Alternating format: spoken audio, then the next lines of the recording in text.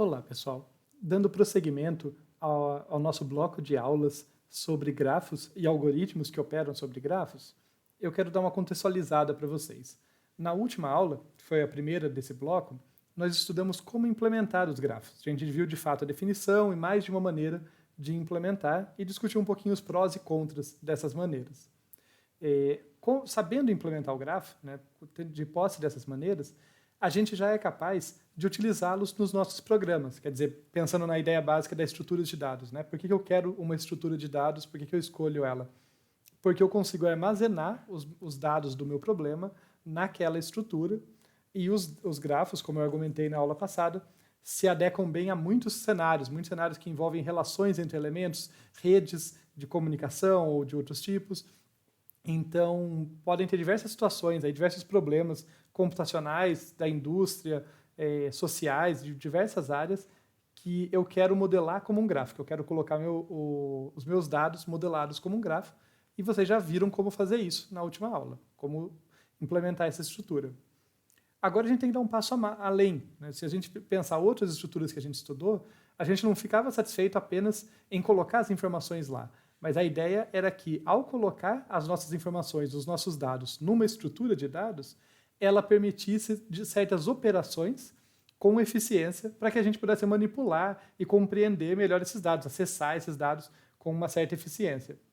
Com os grafos não é diferente. Eles são uma estrutura matemática ali que modela diversos problemas, são também um tipo abstrato de dados que a gente viu como implementar, mas a gente precisa saber algumas operações básicas que a gente pode fazer nesses grafos para que a gente consiga obter, né, receber de volta informações sobre os dados com os quais a gente está trabalhando.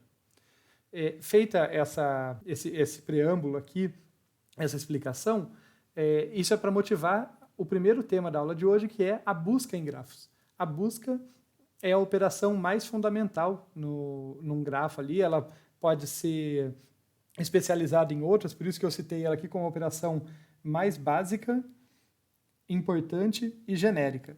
Então, básica no sentido de ser fundamental, de estar na base de muitas outras, e justamente ela é genérica, eu posso especializar em tipos de busca diferentes ali que vão me dar outras informações. Já uma observação importante, apesar do nome, busca em grafos, eu não estou dizendo especificamente que eu vou te passar uma chave e vou procurar o nó que tem aquela chave. Tá? A gente pode até fazer isso, mas a busca em grafos tem mais a ver com navegar o grafo, obtendo alguma informação sobre a sua estrutura. Tá? Vai ficar mais claro, mas só fazer esse disclaimer no início. Tá legal, então hoje a gente vai falar de busca em grafos no geral e depois de busca em profundidade. Tá? Uma primeira especialização dessa busca e vai ver uma aplicação ali para encontrar conectividade, que é uma propriedade dos grafos. Mas agora, né, começando aqui a aula, a gente vai focar na busca geral, nessa busca genérica. Então, como eu já citei, essa busca ela vai nos contar informações sobre a conectividade do grafo, quer dizer, determinar como, né, qual que é a situação de cada vértice, como e com quem cada vértice se conecta diretamente, quer dizer, ele tem um arco ou uma aresta ligando ele até outro vértice, ou indiretamente, quer dizer, eu tenho uma sequência ali de arcos e vértices alternados que ligam um vértice por outro. Tá? A conectividade tem a ver com isso. Eu vou definir melhor depois, mas só para dar uma intuição. Prosseguindo, então, aqui na busca genérica, uma coisa que ela faz é encontrar todos os vértices que podem ser alcançados a partir de um vértice inicial. Então, essa nossa operação de busca ela tem como parâmetro um vértice inicial, e o que eu espero é que ela nos conte no final, olha, a partir desse vértice eu fui navegando no grafo e eu encontrei todos esses aqui. Esses outros eu não encontrei. Essa a ideia. E no caso aqui ela não tem nenhuma restrição de ordem. Tá? A ordem em que ela decide visitar esses vértices é totalmente arbitrária, por isso que ela é uma busca genérica. Outras buscas ali que têm funções específicas, como a busca em profundidade e outras que a gente vai ver, vão colocar alguma restrição nessa ordem para atingir algum objetivo específico. Mas a busca genérica simplesmente começa do vértice S e vai procurando todo mundo que ela puder encontrar. Tá? Indo sempre, aqui para deixar claro como ela opera, né? Dado que uma aresta ou um arco estabelece a relação entre dois vértices, estabelece uma relação de vizinhança, de proximidade entre dois vértices, a busca ela vai sempre de um vértice encontrado, tá? Ela sai sempre de um vértice encontrado para um não encontrado que que compartilha um arco ali, né? Que eu tenho um arco do vértice encontrado para esse não encontrado. Eu sempre faço essa navegação. Tá bom, falei bastante aqui, mas só para falando assim fica confuso, vamos para um exemplo. Acho que é o principal aqui para tornar essa busca mais palpável.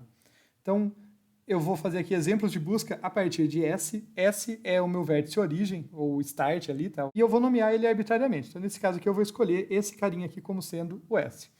Primeiro, a gente vai brincar num grafo não orientado. Então, considera que eu tenho esse grafo aqui, que vocês estão vendo no desenho, e eu vou começar a navegar. Como que eu faço? Primeira coisa, eu começo no S. Então, dado que eu comecei nele, eu já marco ele como visitado, ou encontrado. Opa, encontrei o vértice S. É trivial, né? Já comecei nele. E a partir dali eu vou olhar, por exemplo, para onde eu consigo navegar.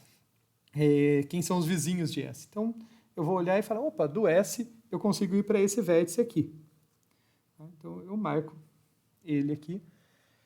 No caso, eu vou, só para estabelecer uma ideia de ordem aqui, eu vou marcar um númerozinho, mas isso não é essencial, tá? É só para facilitar a nossa visualização. Então, aqui, ó, esse foi o primeiro vértice que eu encontrei. Depois eu vou, de novo, lembra? A partir de um encontrado para um não encontrado com o qual eu compartilho uma aresta. Então, no caso agora, o S e o vértice número 1 ali são encontrados, eu vou percorrer essa aresta aqui que sai do S e vou encontrar esse outro vérticezinho aqui. Depois, por exemplo, eu posso vir para cá. Sempre atravessando a fronteira ali entre os vértices encontrados e os não encontrados. Aqui, né, o 2 estava encontrado, esse vérticezinho no canto superior direito ainda não era encontrado, eu encontro ele ali, vou chamar ele de vértice 3. E, por fim, eu posso percorrer um outro arco aqui, uma outra aresta, perdão, aqui indo do 2 para esse vértice, vou chamar ele de 4. E aí, vocês vão perceber que a minha fronteira ficou vazia, minha fronteira não tem mais nenhuma aresta.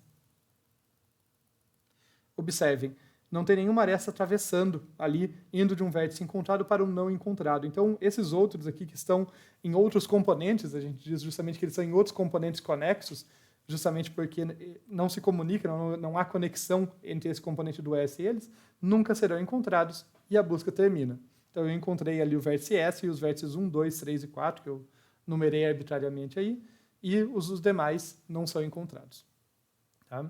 Então, note que, apesar de muito básica, essa busca já nos contou alguma coisa sobre esse grafo. Tá? Claro que assim, aqui o grafo está desenhado, então eu podia bater o olho e ver, mas pensem sistematicamente. Né? Se eu quisesse ver, olha, quais são os vértices que estão no mesmo componente do S? A princípio eu não sabia, depois de executar esse algoritmo, eu sei quais que estão, quais que dá para eu sair do S e chegar neles e quais que não dá. Vamos ver aqui num grafo orientado, a ideia é muito parecida. Eu vou nomear aqui esse vértice mais à esquerda aqui de S também. Mas uma diferença importante é eu tenho que respeitar a orientação do arco. Eu nunca ando no sentido proibido. Como o arco é orientado, ele sempre vai de um vértice A até um vértice B. Ele tem uma orientação bem definida, ao contrário da aresta, que apenas estabelecia uma relação de vizinhança.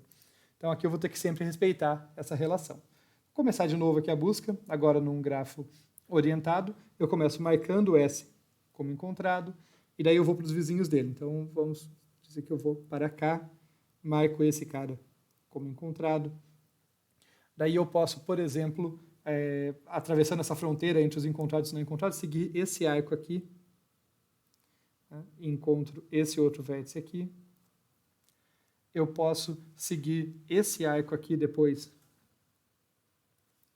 e encontro esse outro vértice aqui que eu vou chamar de 3. E agora notem que o vértice no canto superior direito aqui, eu não consigo chegar nele. Eu não tenho nenhum arco que sai de nenhum caminho ali formado por arcos orientados que sai de S e chega nele. Então ele não será encontrado. Tá? Assim como esses outros, né? Esses aqui também não serão encontrados, nem esses. Mas notem a diferença, né? Esse arco, esse vértice, ele não está totalmente desconectado. Ele tem caminhos, ele tem ali arcos indo dele para outros arcos ali que o S alcançou. Mas eu não consigo chegar lá. Tá? Isso é uma sutileza, é uma questão de conectividade que eu não vou aprofundar agora, em aulas futuras a gente vai falar, mas que já dá uma dica para a gente de que a ideia de conectividade num grafo orientado ela é mais complexa, ela tem mais nuances do que a ideia de conectividade num grafo não orientado. No grafo não orientado, como toda aresta toda aresta pode ser percorrida nos dois sentidos, né, de A para B ou de B para A, fica mais óbvio assim, se está conectado ou se não está. Né? Se ele não tem ligação, ele vai estar realmente totalmente separado, como esses aqui em cima. Né? É bem óbvio, assim, bem intuitivo, que esses carinhas aqui não estão conectados no componente do S ali. Aqui já é mais complexo. Eu não posso dizer que esse carinha no canto superior direito, né, que eu destaquei aqui, ele não está no mesmo componente do S. Afinal, do S eu chego no 2, por exemplo, e desse vértice no canto superior direito eu também chego no 2. Né? Então, ele não está exatamente em outro componente, ele tem uma ligação ali, mas ele não é alcançável. Então, só para deixar aí no ar que quando falamos de grafos orientados, a conectividade ela é um pouco mais sutil ali. Isso vai dar origem ao que a gente vai chamar de conectividade fraca e forte, mas depois a gente chega lá. E só destacar aqui que, o que eu já falei, em um grafo orientado, a busca sempre respeita a orientação dos arcos. Quando eu falo que vou fazer uma busca a partir de um vértice num grafo orientado, eu não posso ignorar isso. Tá? Tem que tratar ele como o que ele é, que é um grafo orientado.